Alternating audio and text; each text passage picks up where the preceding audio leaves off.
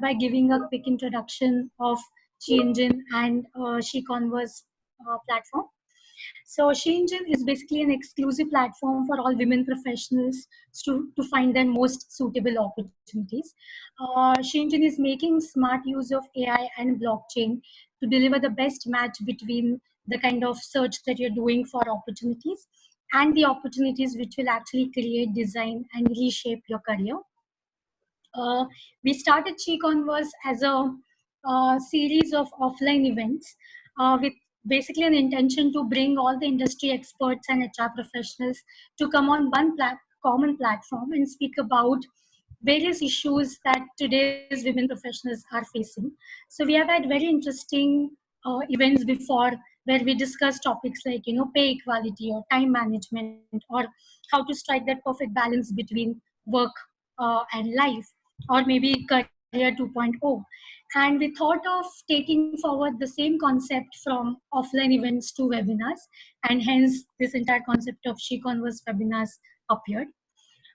This is actually a sixth webinar. We have had very interesting webinars in the past also. All of you who are attended for the who are being attending for the first time, I request you to all go to SheEngine webinar website and please go through the early webinars as well. So let's move on to today's topic. Today we have a very interesting topic. We still have some 10 official days for the lockdown, and many people are kind of getting used to the lifestyle, or there are many people who are actually getting bored and feeling demotivated as well. And mainly the things that we have been hearing, that people are extremely unsure of their productivity. Am I giving my best? Can I do more? Stuff like that is what questions people are asking. So we have Sheetal today, and she'll be taking this very interesting session with us. A little bit introduction of Sheetal. Sheetal is a strategic manager with over 15 years of experience across a spectrum of industries, spanning across IT-enabled services, telecom, recruitment, consulting, publishing, and visual media. Beyond work, she's also an artist, a musician, a writer. She's a managing partner of innoquest Consulting, and she'll be discussing the repercussions of lockdown today and how to keep yourself motivated during these difficult times, be it work or be it your personal life. So first of all, I want to welcome Sheetal. Thank you so much for joining us in today's webinar. Thanks, and just a quick set of instructions, people, just before we start the webinar, is that once Sheetal starts speaking, all of you will be muted, and all the questions that you have, you can start writing them on the chat box. We'll be spending last 5 to 10 minutes of the session to kind of answer these questions, and that time Sheetal can take the questions one by one. Okay, thank you so much, guys. Over to you, Sheetal. Thank you. Sure. Thank you so much, Ankita. And thank you, all of you who have joined in the webinar. It's a pleasure that I get to spend like the next 1 hour with all of you.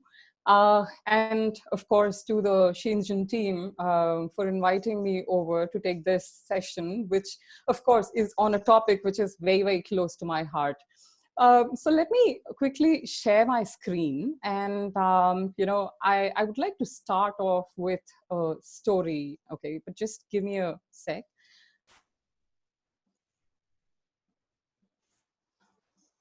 Are you able to see my screen right now? Yes. Okay, great. So, so I'm talking about a time roughly about 4.5 years back, 4.5, 5 years back, just about around the time when we had started off with innoquest Consulting, which is the firm that I run. And I think it was just about a few months down the line, and there was a business development or a sales call that I was actually doing, okay? And for those of you who don't know, we completely work in a remote environment, okay? So all of us, all of our teams, everybody is working from anywhere for that matter. It's not just home. You could be sitting in a coffee shop or wherever, but of course, all of us work remotely. But of course, I had spent like about 14 years working in the corporate sector and was so used to working in an office, in a cozy environment, that suddenly working from home did seem to be quite intimidating. And here I was on a sales call speaking to a client for the very first time. And all of a sudden, like Murphy's Law, and the bell rings, okay, the doorbell rings. And, suddenly I have a pet at home. So his name is Crusoe, he's 12, and he comes barking, okay, just as loud as he can. And at the same time, the landline starts ringing again, okay, and I have just about two hands, so obviously I can do only as much. And suddenly my mother realizes that there is this whole commotion that's happening, and she comes running, she trips over, she falls down. Fortunately, she didn't get hurt, okay. But in that moment, the first feeling was fear, because obviously my mom fell. The second feeling was embarrassment. Oh my God, what is this person who's on the other side thinking? Okay, because I suddenly, in that moment, I just could not understand what is it that I was supposed to say. I just ended up saying, hey, you know what, I'll give you a call back, my mom just fell. Okay, I can't even imagine what he was thinking on the other side, but yeah, that's exactly what I said. And I kept on the phone. So thankfully mom was not hurt. So once things kind of settled in and everything was okay, I decided to give him a call back again. And the first thing that he does is, starts off the conversation by saying, hey, is your mother okay? Is everything fine? I'm sorry that happened, okay? And they ended up being one of our oldest clients ever. We still work for them. And it's been about 4.5 years. And through these 4.5, 5 years, all that I've realized is that it does not really matter where you work from. At the end of it, it's about how you work that makes all the difference. And as long as you're delivering the results, okay? And that's basically the story. And I think I did see a whole lot of commotion happening around, oh my God, organizations have to be working from home. I believe in this digital era, it just becomes so much more easier to stay connected with people. And there are just ways and methods of doing it, which just makes it a little more easier for all of us. So I'll probably, that's exactly what I'm going to be addressing in the session today. Okay. Okay. So change, that's the only thing that's constant in life, and we will have to be prepared for it. I know for a lot of us, our routines have changed. It's no longer waking up in the morning, getting dressed for office, finishing up, sending the kids off to school, and heading to office, sitting in an environment which is which you're comfortable with, and then coming back home and coming back to the regular routines. Okay, all of a sudden, when you wake up in the morning, you are thinking about, oh my God, I got to clean up my house, I've got to dishes to do, so on and so forth. But of course, that's change, and we would need to embrace it as well as we can. Okay, so I'm dividing my presentation into three parts. The first part is basically for each one of us who's a professional. And when I say professional, I'm talking about entrepreneurs, I'm talking about employees of the organization, I'm talking about CEOs of organizations who are running companies. Okay. The second part of my presentation is basically for managers, people who are managing teams, all right? And the final part of my presentation is going to be about us, human beings, okay? Now, why am I specifically talking about us professionals? Because it becomes important for us to understand that by being professionals who are working remotely, that's like an additional responsibility, because each one of us is playing multiple roles. Of course, at home, your roles are different, but at work, again, it's not just you are an employee, you are also working as an entrepreneur, as good as an entrepreneur, because you are taking more responsibilities than you would otherwise, okay? So some of the things that have worked like magic for me, is what I'm sharing with you. The first pointer here would be P, okay? I call it the PACE plan, okay? So P is for plan your day. I usually plan my day the previous night. Okay, so before I sleep, I know what's it that I'm going to be doing the next day. There's a very robust method of planning which I typically follow, which is called the 1-3-5 rule. I'm sure some of you may have heard of it. What that indicates is that you should never have more than 9 things on your planner ever, okay, on any given day, out of which there should be one big task that you're taking care of in the given day, which is non-compromisable. You have to kind of finish it come what may. There could be 3 things which are of medium importance, which again, you should attempt to finish up. And then finally, there should be 5 things which are of low importance. Things like, clearing up your emails, or, some other routine, mundane tasks, which are definitely not high in terms of your priority list. Okay. Once you do that, and why planning becomes all the more important in the given scenario is also because you don't really have much of a leeway, because you're working in an environment which is not typically your comfort zone. You have kids in the house, you have chores that need to be taken care of. So you'll have to plan your day around those tasks. Like, say, for example, for people who have like children at home, you might want to plan your day around the times when, we plan your calls around the times when your kids are sleeping, okay, and so on and so forth. So of course, planning it makes it all the more easier, as well as the fact that, Brian Tracy says, eat the frog. So the one big thing that you would want to do should definitely be the toughest of all. And that's the first thing that you should start your day with, because that's the time when your productivity is the highest, okay? Now, I'll move on to the next, which is basically A, which is your act your part. I understand that you're working from a home setup, but that doesn't mean that you, work in your pajamas, or, or probably just go easy thinking it's not really an office setup. You have to kind of dress your part as well. So yes, do dress up well.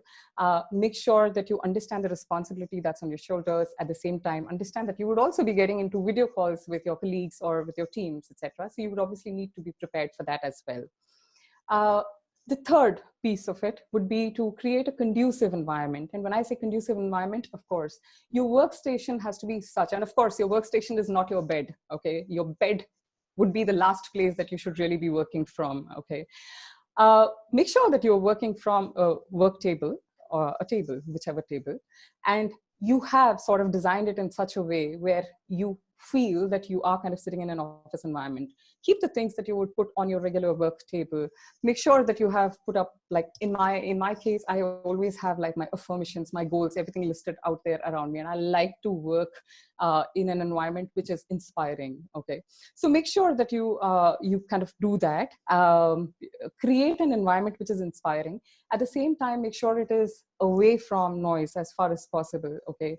Avoid any possible distractions. But yes, saying that, if you think that you are anticipating there to be any sort of distractions coming in, let's say you have an important call which is like scheduled up later in the day, and you're aware that that's possibly the time when your kid wakes up.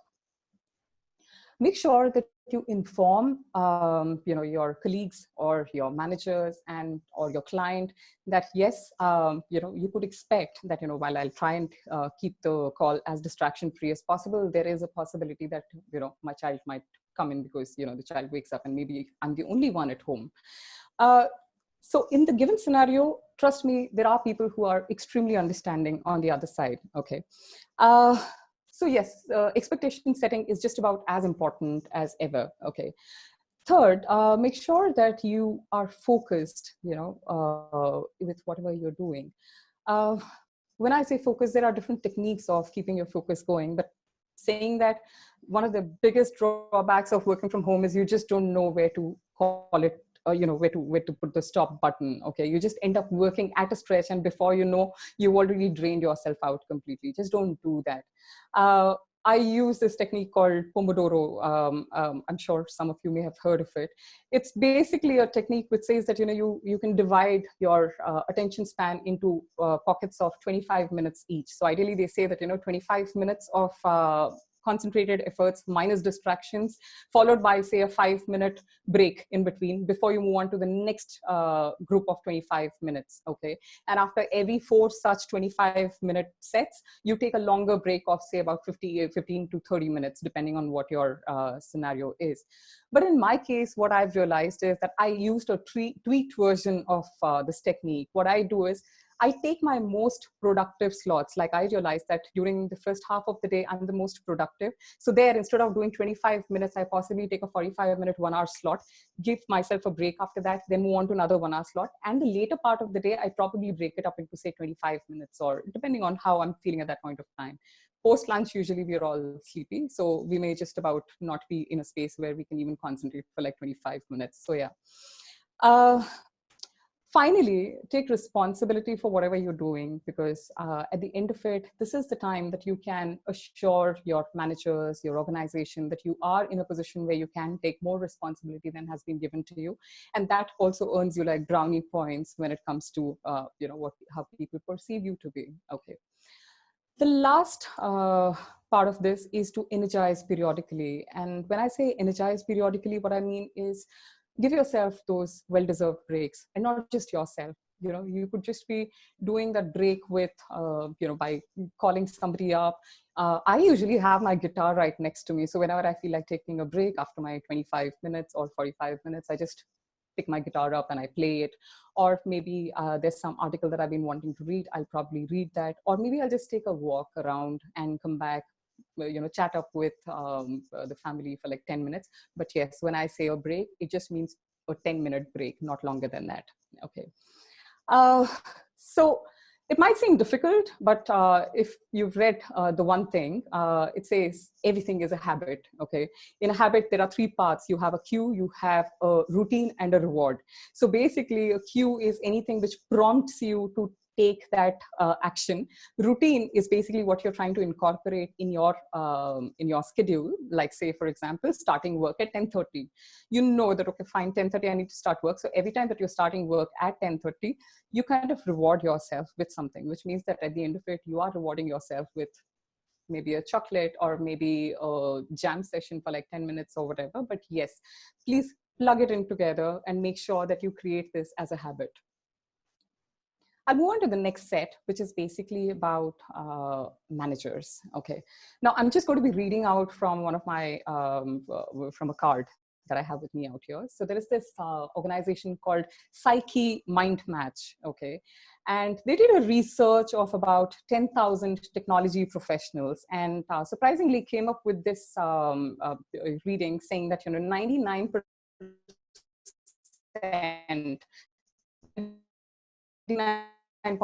to work in a remote setup. Okay. And some of the major issues that they face is resistance to learning and exploring. That's first. Second is lack in, in communication skills and practical communication skills. And the final bit is lack of planning and execution skills. Okay. Now, these 3 pointers become extremely important, because if you are a good manager and you understand what is it, because each one of us is wired differently. So some of us possibly could be self-motivated and can work very, very independently without there being somebody sitting over our head. There could be some who probably need that direction and guidance, and there could be some of us who are very, very logic-driven. So if you exactly know what drives each member within your team, you'll possibly be able to get more productivity out of them. Okay. So I'll start with something called OKRs. Okay, OKRs are nothing but objectives and key results. Okay, every person within the team needs to be very clear about what is expected of them in that given day. Okay, the 3 things that you expect out of them, and how is it that they're supposed to be arriving at it. Okay, so if people are clear about what is expected of them through a given day, they would definitely be in a better situation to actually implement and be independent in terms of working as well. Second, make it a point to have like a daily stand-up meeting. It's a huddle, it's a get-together where everyone comes in and talks about the challenges that they're facing. Are they facing any roadblocks in terms of working, any pressing issues that need to be taken care of, or any updates that need to be shared. Okay, that's also a way of bonding with the team. The third part of it is to be empathetic. Okay, all of us are going through a tough time at this moment. Everyone's like struggling with as many things, chores, work pressures, etc. I think the one critical bit which will keep your teams motivated is empathy. Maybe somebody from your team has like ailing parents at home who need to be taken care of, and you suddenly realize that the person probably is not being as productive as the person is in the office. You need to have those conversations with your team and understand. And if possible, if you or anybody else from within the team is able to take that additional responsibility for some time, at least just to make up for it, go ahead and do that by all means. That doesn't mean that the person is any less productive. So I think this is where managers kind of come in, become very, very important. trust your teams. I know of a lot of micromanagers who would get very, very jittery if they don't exactly know what their teams are doing 24/7. Okay, they need to be breathing down their necks, but trust me, that doesn't work in this kind of a setup, because no matter how hard you try, there's only as much as what you would be able to do.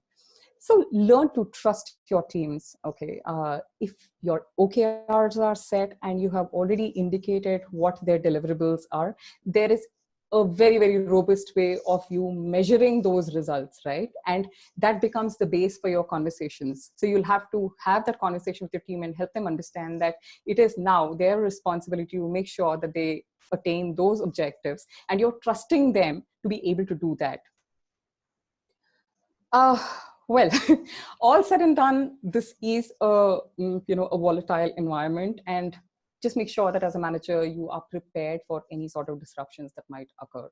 And these are possibly unplanned interruptions. Okay, and you can't do a thing about it. And sometimes it's okay for you to just accept them the way they come. Most importantly, make sure that you're taking breaks with your teams, because even just something as simple as at a time of social distancing, something as simple as taking a tea break or a coffee break with your team makes a whole lot of difference. Okay, we have done this with our teams where we've all got a cup of tea in our hands, and we have actually sat across and spoken about everything except for work for a whole 45 minutes or so. And trust me, that sort of helps them release, and you realize that you also understand other aspects about that person which probably you didn't realize earlier. Last but not the least, leverage technology. Remote working becomes fantastic when it comes to when you realize how much technology support that you have. Okay, now I'm just going to help you a little with that. Okay, so like, say for example, for messaging, you have tools like Slack. Video calling can be done through Skype, Zoom, Google Duo. You have planners called Asana or Trello, which are available, and most of these are free of cost. Okay, and of course you have Google Docs for information sharing. So you pretty much have your entire office online, and I don't see any reason as to why your productivity should suffer because you are working in a home environment. But those of you, I am tech savvy, but a lot of times I also prefer doing a pen and paper thingy, because I kind of realize that that's almost like, you're signing on the dotted line. Okay, so these are some of the templates of planners that I have used or I am using. Like, I particularly like this one quite a bit, the weekly planner, because here I completely get a view of what's happening through my entire week, and there's a big box out there, so I can easily write whatever I want to out there. But yes, for the Pomodoro technique that I was talking about, or to align my important tasks, that this is where I kind of maintain it, which is on the right hand side.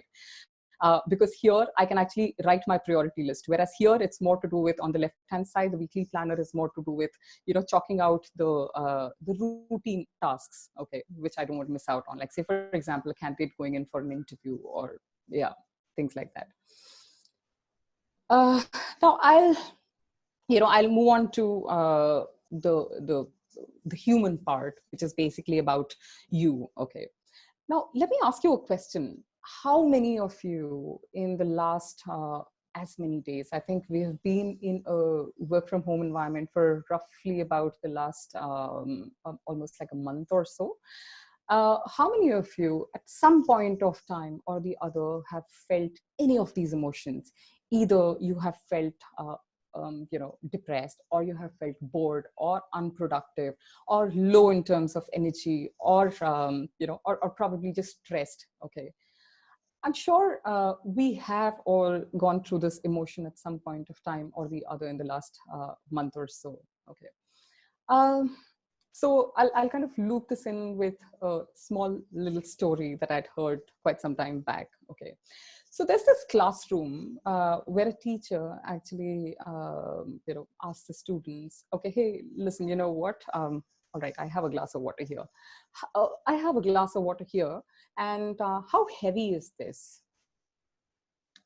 So the students say, I'm not too heavy. You see, it's kind of okay. Probably whatever. Maybe I can easily lift it. You see. So like, okay, fine. One of you, why don't you just come out here? Okay. So she calls one of the students and says that, hey, you know what? Hold this glass of water. And the kid does that, okay? And when the kid does that, she says that, okay, fine, hold it right in front of you. Okay, so like I'm holding this glass right in front of myself, my arm outstretched. Okay, uh,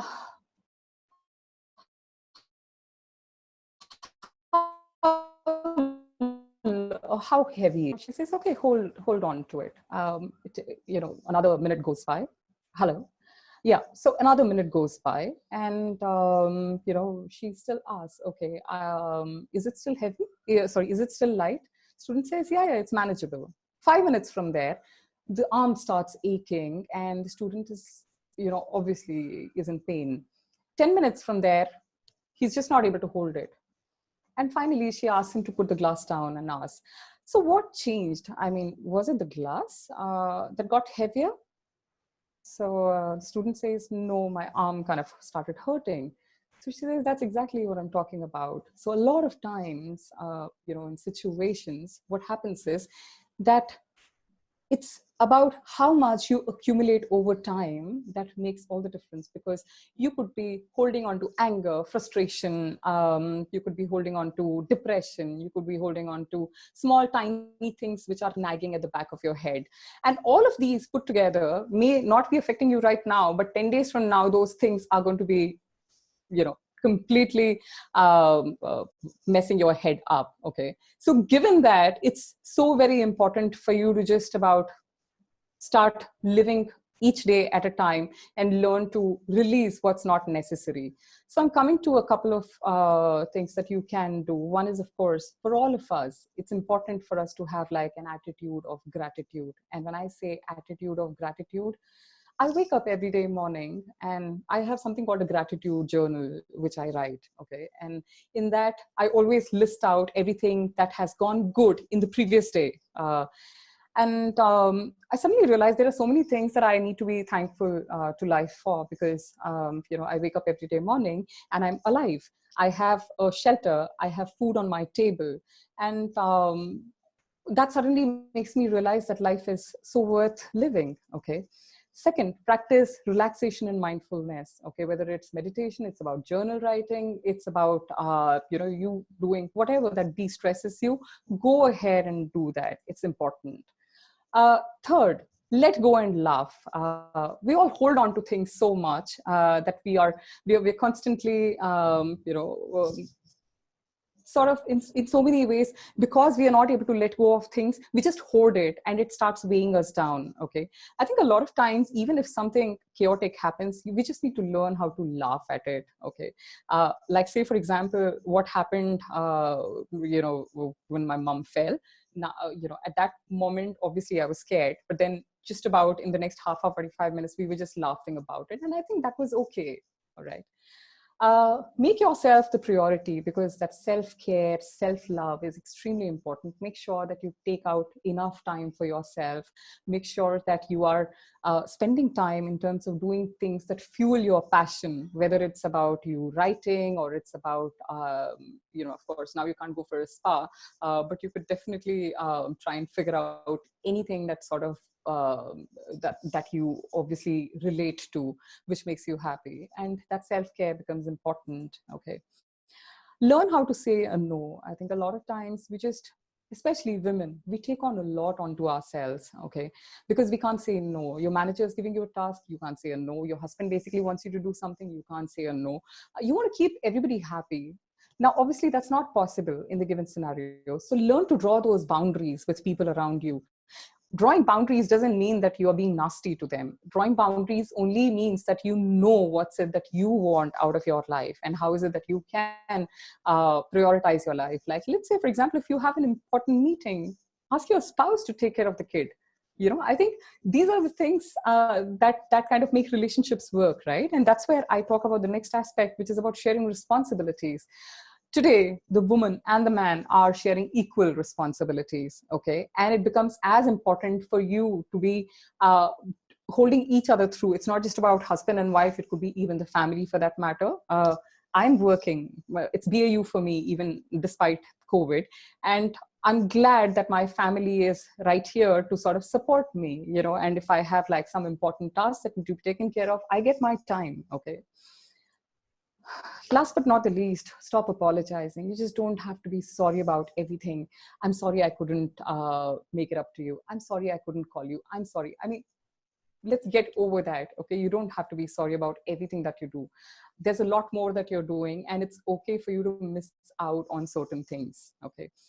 So yeah, that's more to do with how we can enhance our productivity as human beings. Okay. So yeah, somebody was asking me what would be the repercussions of Corona. So what do you think? I mean, can I possibly just switch on the message box and see what people really have to say about it?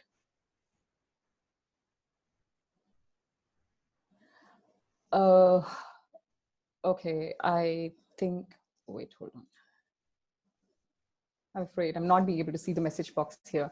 But yeah, saying that, so let me just quickly, the minute someone says that, okay, fine, repercussions of Corona, I think a lot of people say that, oh my God, the economy is going down, there would be like recession coming in, a lot of people would lose their jobs, so on and so forth. But honestly, when I look at it, that's not the only part that I think of. I think a lot of other things are coming out of the experiences that we're going through this time of Corona.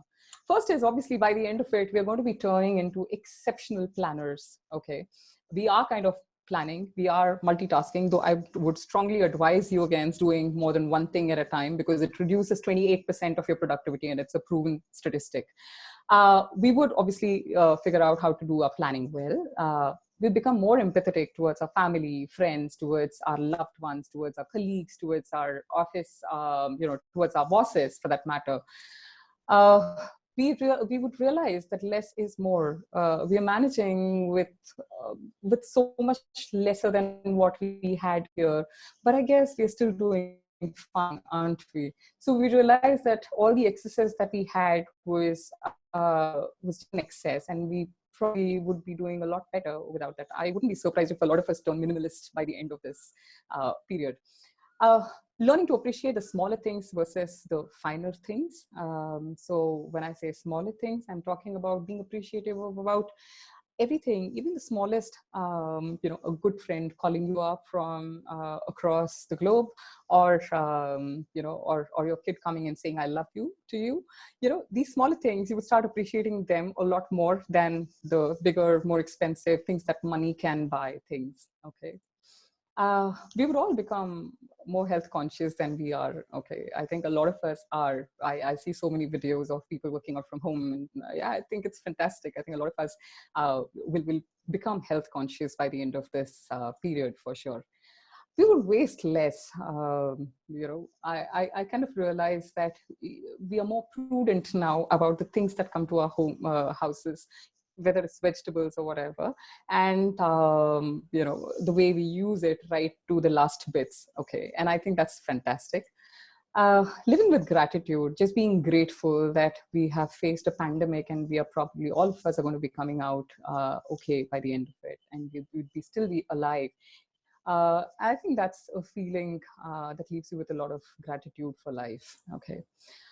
We would all become innovative, not just at home, even at work for that matter. Okay. In fact, there could be a lot of businesses which will have to now move out of their comfort zone, move out of that box, and start thinking about newer ways of reaching out to customers or running their businesses. So I think every one of us in our own ways would become a lot more innovative than we are. Okay. We would be resilient, much stronger. It would take a lot to break us now after this experience. We have seen what possibly the last that it happened was way back in 1920s, I guess. So yeah, I think it's a whole century back, right? So given that, I think our generation has definitely become a lot more stronger than it was. Okay.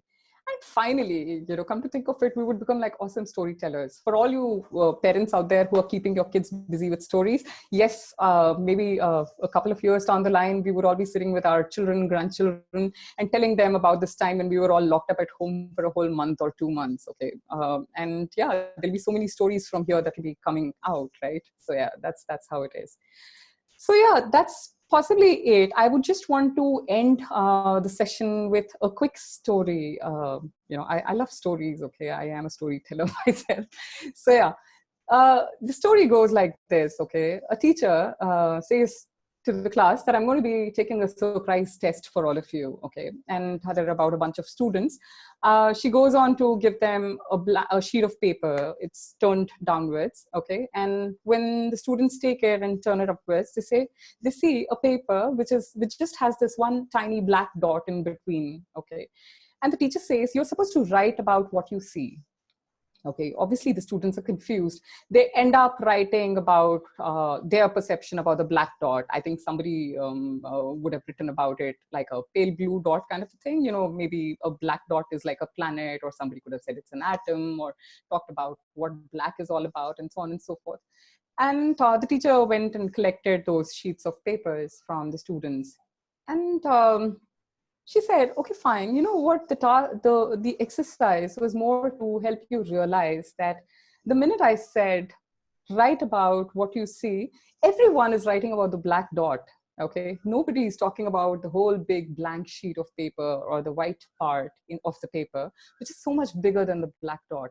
And that's exactly how it is when it comes to our negative emotions.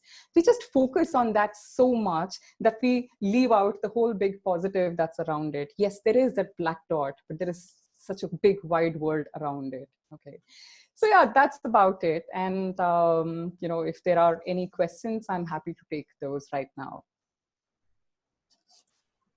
Thank you so much, Sheetal, for such a wonderful session. I think You're welcome. some things that you said actually resonated with, I'm sure, all of us.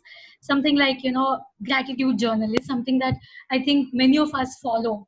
And Mm-hmm. every day when I am writing something, I know that, just to be safe at home and, I'm not suffering the way multiple people are suffering in the country right now. It's something that to be extremely thankful of, right? You're most And something welcome. like, uh, less wastage, we have to think of more sustainable ways. So Of we course. should be having more conversations like this.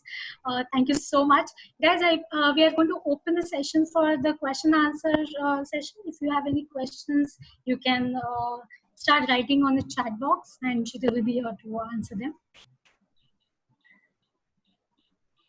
Okay, so by the time people ask a few questions, I had a couple of questions, Sheetal, Sure, for you, and Ankita. if we can answer them. Go ahead. So, on a human level, the things that you actually said made so much sense for everyday people who are, managing time between their work, and then actually they are doing more work at home as well.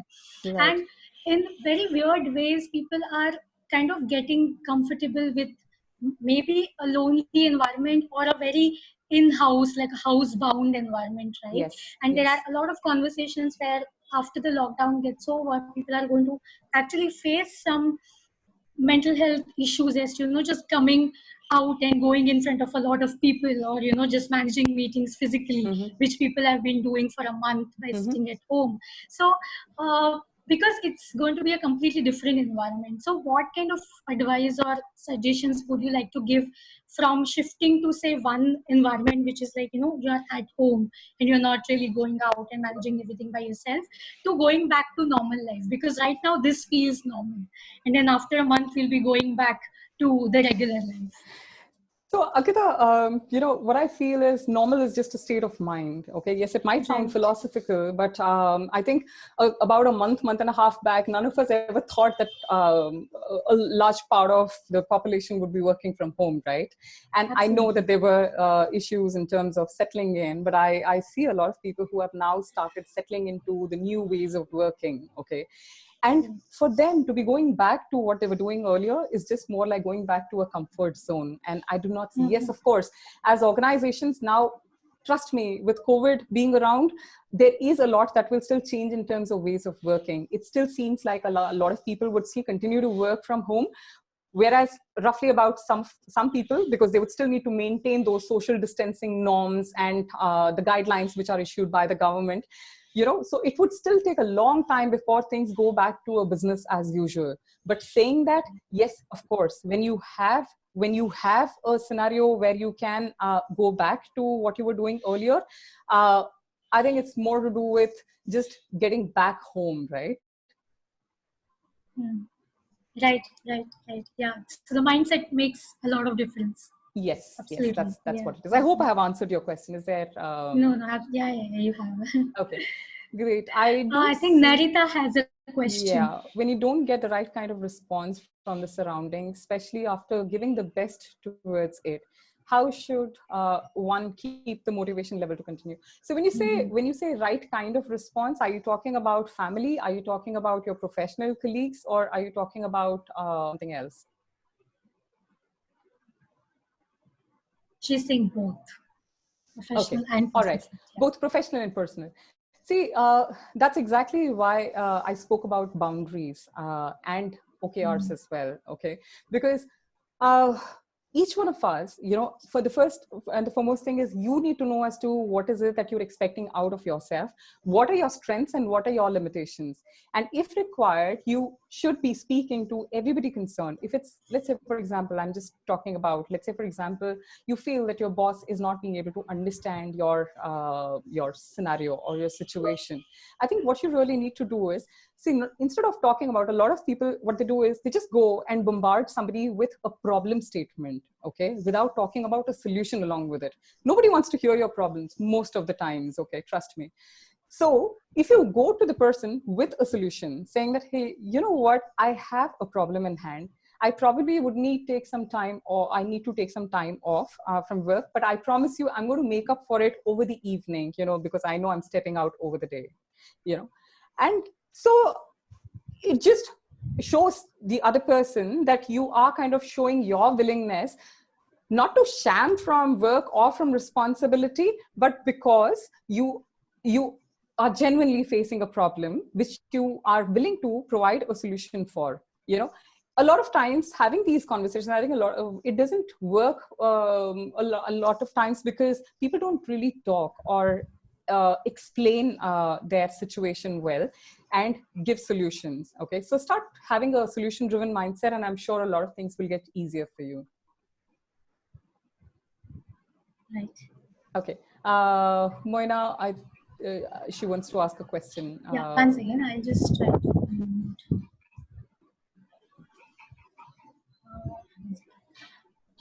Murli, can you just help me unmute Moina? Yeah, she's there.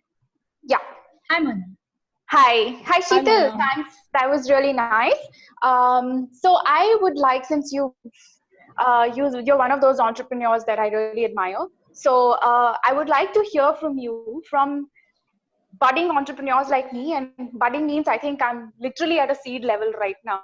Got And that. just when Yeah. I started out, we had just a couple of months into me starting Mm-hmm. my journey, we were faced with this lockdown. Situation. And Yeah. my work, Mm. fortunately or unfortunately, is a lot of contact driven work. I mean, I cannot. Sorry, I should not use the word cannot, but it is very extensively meeting clients. It's very sales driven to begin with. Got Uh, that. you know, Mm. Solutions is of course the next step, because being a solutions enabler, I have to first be meeting my clients to know where they are and what are they looking for. Got that. Yeah. I'm still at a prospecting stage, and I'm still at a stage where I need to create a market for myself. Mm-hmm. So in scenarios like these, I obviously cannot be holding on indefinitely till when the lockdown is over, and then look at things coming back to normal and going and meeting my clients. So what can you suggest, some pointers here that I can do in the meanwhile? So, great question. I would want to respond to this in two parts. Okay. First is Mm-hmm. in terms of what's it that you can do. Okay. Yes, people are not in a frame of mind where they would entertain a sales call. In fact, a lot of organizations have actually parked their sales process at this point of time, given the scenario, because mentally people are going through a shift at this, and a lot of organizations are not even clear in terms of where they are heading to the next, okay, after the situation is over. But what you can definitely do through this time is to actually create your own brand and use this time for networking. Okay, networking with people who you would want to reach out to once the scenario is a little better. At the same time, establishing your own credibility as as a master in your space. with whatever your business is. Okay, so these are two key things that you can do while the situation is the way it is right now. Besides that, of course, the second part to my answer was more around, you will have to think out of the box in terms of which are those industries which will still do great in spite of COVID. Okay. And very interestingly, my business partner and I were having the very same conversation a couple of weeks back. And we were thinking about all possible industries. Like, say, for example, we are talking about as many people, as many businesses are running short of working capital. We're talking about as many job losses being there. But of course, the financial lending sector will kind of go up. Healthcare sector will go up. Fitness industry will go up. So I think the other smart thing that you can do is to actually target those industries. And of course, I would just want to end this with a very funny, when we were listing out the industries, the last industry that we actually zeroed in on was basically the alcohol and the cigarette industry. Okay, because when people are stressed, they end up craving for alcohol and smoking, right? So I know it's not the best thing to do, but that's how it is. Okay. So well, yes, so that's something which you can definitely look at as well. Okay. Yeah. Thanks, Sheetal. You're welcome. Thanks. Sure. I will move on to the next question. Is COVID-19 changing the behavior of people? Yes, it is changing the behavior of people. Okay, because it's testing their resilience, their strength. Okay, and in so many ways, life is happening to them finally. Okay, because you're suddenly pushed out of your comfort zone and you're brought into an environment which you possibly did not preempt ever. Okay, and that's exactly where my last slide was talking about all the changes that will happen to people when they come out of this situation. We are going to be so much better in terms of planning. We will be empathetic. We will possibly waste less. We will possibly be more caring towards people's needs. We will, we'll probably become minimalist and start seeing good in the smaller things in life. Okay. And I would like to, I choose to look at things optimistically. Okay. Yes, there is a lot of loss that is happening in terms of life. But yeah, saying that, I'm sure the universe has its own ways of evening out. Okay. What qualities do employers look for in a remote worker? I work with a team which completely works remotely, and I think the highest quality that we look for in people that we hire for our team is an entrepreneurial mindset, somebody who is willing to take responsibility, take ownership, and take charge, someone who doesn't need so much of monitoring and pushing. Okay, because you would obviously want people to be working in an independent setup, taking up responsibility for whatever has been assigned to the person. Okay, so I think that's definitely the highest in terms of my list. The second part is accessibility. Okay, because you're not seeing the person face to face 24/7. It's not as easy as just walking up to somebody and saying it. The person definitely is someone who has to be accessible, accessible to you at any given point in time, whether over the phone or over emails, at least during the work hours. Okay, and last but not the least, we would look for people who are committed to whatever they're doing. Okay, when I say commitment, it's basically about having that drive in you to take on whatever is given to you. Okay, and that commitment becomes very, very important for us. Okay. I think we have one more question from Tanvi. Is COVID changing people's behavior? I think I just about answered this question. I see a question from Samira, so I've already answered that question. Tanvi, being from talent acquisition background, I want some suggestions on the courses and trainings that we can attend online for upskilling ourselves in COVID time. Tanvi, great question. There are, I mean, today in the digital world, we have so much of access to, to information. So you have channels like Udemy, Coursera, members was asking me the same question, that should I be taking up any course in talent acquisition? And I was like, okay, fine. Unless you are kind of trying to learn how to automate processes, etc., I didn't really think you should really take up a course which is specifically related to talent acquisition. I mean, that's my personal view. But on the contrary, I would rather you take up courses which build up your soft skills, whether it's about relationship building, sales, or it's about how to write well, how to basically create content. Because trust me, sooner than later, these are the things that will take you across to the other side and take you to the top. Because finally, beyond a point in time, you would realize that it's not so much of recruitment, but basically about how you are driving your relationships, which will make all the difference. Okay. Right. So that's basically what I feel. Guys, I think we have very less time left. So again, I want to thank you, Sheetal. Thank you so much for this very insightful session. I think the last 10-15 days is going to be very helpful for us to have that extra push. Guys, we have a couple of webinars coming up in this week and next week onwards. I request all of you to go to shinjin.com/webinar and actually check out the upcoming webinars and register yourselves. With that note, I really want to thank you, all of you, for attending today's webinar. Thank you, Sheetal. Thank you so much. Thanks. Pleasure being with you all. Thank you, Sheetal.